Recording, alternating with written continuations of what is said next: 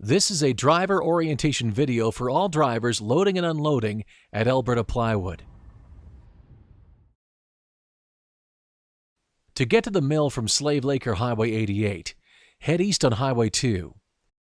Travel 4.8 kilometers and turn right at the West Mitsu log truck sign, which will loop around to cross back over the highway. Come to a complete stop before crossing the highway. If you're coming from the other direction, turn right at the Mitsu Industrial Park West Mitsu Road sign, which is about 5 kilometers east of Slave Lake. Proceed northeast for 8 kilometers until you reach the mill. Do not enter the mill using the front entrance, but proceed east 500 meters to the intersection and turn left. Proceed north another 500 meters and turn left into the yard. Make sure your two-way radio is on and tune to 165.300 MHz. If there is a lineup of trucks waiting to enter the mill, drive to the right of the scale house and around the first deck as seen on the map. This helps avoid a lineup of trucks on the main road. The speed limit in the yard is 15 kilometers per hour. However, if there is high traffic or you are in a congested area, your maximum speed limit is 5 kilometers per hour. Due to safety hazards with moving equipment and trucks, the only times we allow you out of your truck in the yard is at the scale house, at the cleanoff station, at the trailer hoist, and at the dewrapping station. All drivers are required to have all 4 pieces of personal protective equipment. This includes steel-toe footwear, hard hat, high visibility vest, and safety glasses. Appropriate clothing and footwear must be worn at all times. No shorts are allowed. Weigh-in procedure. How to weigh in and weigh out using WeighWiz at the scale platform. First, understand the signal lights. Flashing red means something is wrong. Flashing green means all is good. Proceed slowly to the scale and stay in first gear and under 5 kilometers per hour. Watch for the signal lights. If the light is solid red, proceed forward until the front of your truck trips the photo eyes. This will cause the scale to zero out and the light will turn green, which means you're good to proceed, and center your truck on the scale. If you see a flashing red light, you have to leave the scale and come back in and try again. As soon as the scale platform is stable and no photo eyes are blocked, the traffic light will change from solid red to flashing green. This means you can leave your truck and enter the scale shack. Remember to always leave your truck using 3-point contact and watch your step. These next steps will describe the procedures for manual and scanned barcode tickets when weighing in. If you have difficulty understanding how to use the computer or the procedures, there's a phone inside the scale house with numbers that you can call for assistance. If the phone rings, please answer it as someone from the office is trying to contact you. When using barcoded tickets, scan the barcode on your ticket by holding it under the scanner light until you hear it beep. If your GVW weight looks correct, click Weigh In. Find your driver name and number on the driver list by typing it in, or use the page up and down buttons. Click your name, then click the next button to continue. If the load information looks correct, click Yes. Click OK on the final screen and proceed back to your truck and leave the scale. When using manual tickets, type in the truck license plate number and click Enter. Truck weight will appear. Click Weigh In. Type in the correct source and click Next. Note, when a list of items is available when you're typing or entering information, be careful to make sure the correct item is highlighted in blue.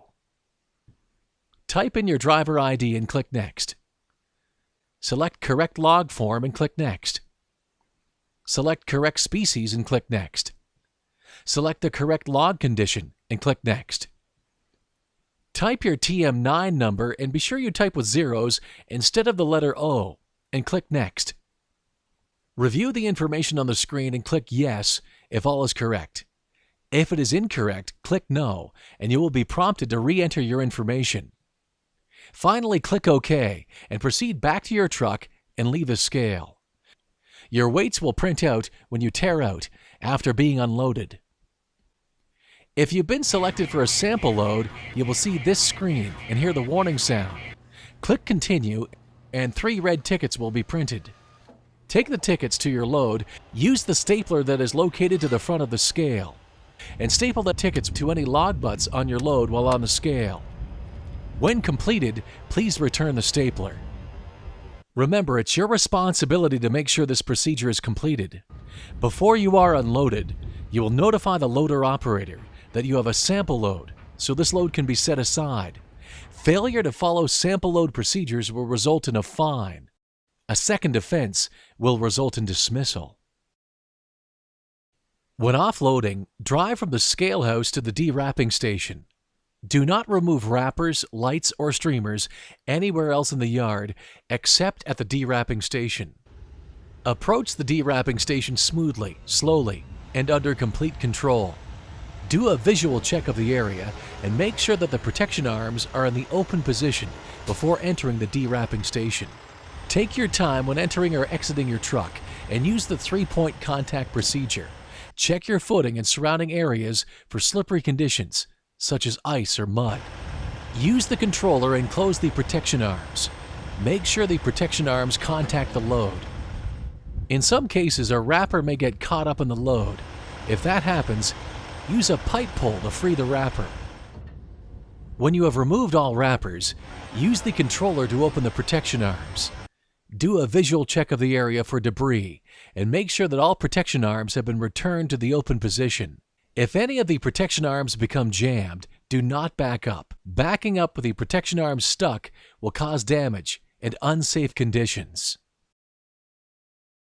Offloading procedures. After the de-wrapping station, contact the loader operator on the radio and advise them of what you're hauling and whether or not it's a sample load. Depending on the contents of your load, you will then be directed to the appropriate unloading location, which will either be at a deck or on the hill. Remember to make sure you ask for directions if you're uncertain of where to go. Drivers must remain in their truck while being offloaded. However, if for any reason you need to leave your truck, like releasing a D-ring, then you need to radio the butt and top operator so he can stop production to allow you to leave your truck. Wait for his call before you leave your truck. When you are back in your truck, radio the operator again and confirm you've re-entered your truck. After being offloaded, proceed back around to the clean-off area before weighing out. Remember the yard location of where you were unloaded, as you will need this for the weigh-out procedure. Drive to the right side of the barriers at the clean-off station. You are not permitted to get on top of your trailer to clean off.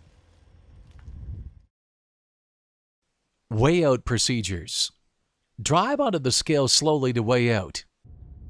Remember the 5-kilometer speed limit. Exit your cab with 3-point contact and enter the scale house.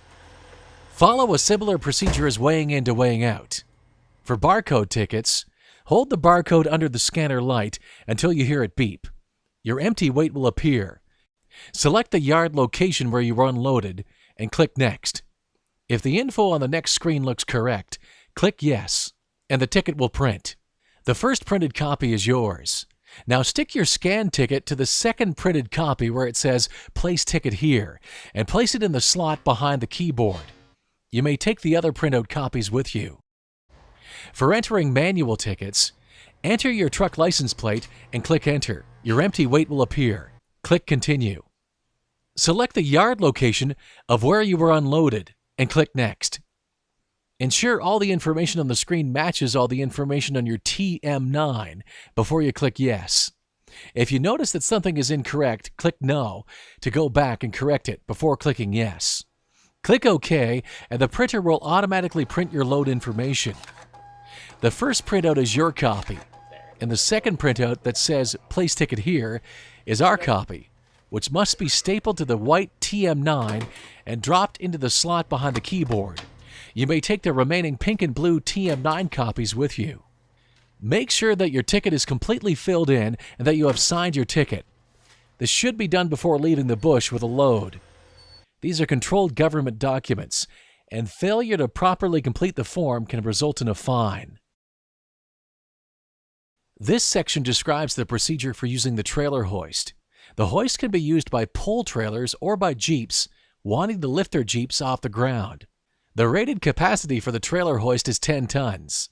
When operating the trailer hoist, if you notice any unusual sounds from the winch or cable block, stop operating the hoist and report this to yard personnel immediately. As you approach, make sure the hook is at the top of the station. Proceed slowly through the station. Stop where indicated. Exit your truck and always wear your PPE. Begin by unhooking the pintle hitch and ensuring that all lines are free and clear. Lower the hook by pressing the down button on the pendant control located on the swing-out arm. Attach the hook to the lifting strap and raise the hook just enough to remove any slack. Don't forget, the pendant control will not allow you to actually lift the trailer. Move out of the lifting zone and use the main controls to raise the trailer above the truck and Jeep. Stay out of the lifting zone while the trailer is elevated.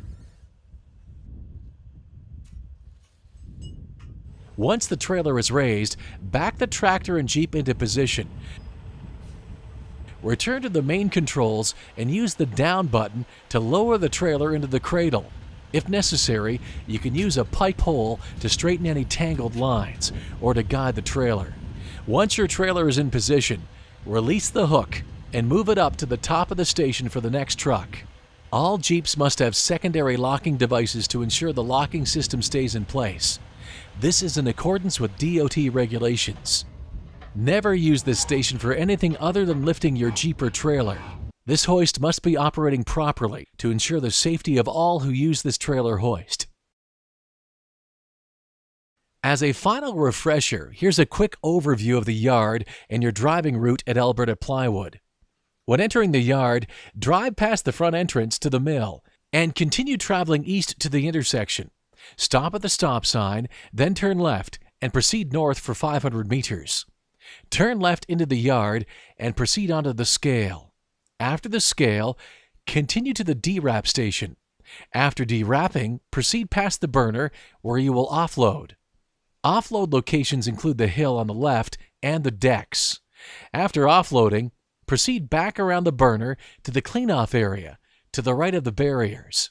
Then, finally, if needed, proceed to the trailer hoist on your right, just past the scale. Some important final points. If this is your first time in the log yard, you must go for a ride-along with an experienced driver prior to delivering your first load. Before leaving the mill yard, you must report any damage that you feel was caused by our yard equipment and whether or not you will be out of service. If you will be out of service for any reason, please advise the loader and give an expected time of return. Make sure you're aware of the loader location, as well as potential changing road conditions and weather warnings. Be especially attentive to school buses along your route, and watch out for children playing or walking along the road. And finally, make sure you read and understand the current Log Haul Policies Manual. This completes the video. If you are unsure of anything in this video or the proper yard procedures, contact the yard foreman or loader operator at Alberta Plywood. Thank you.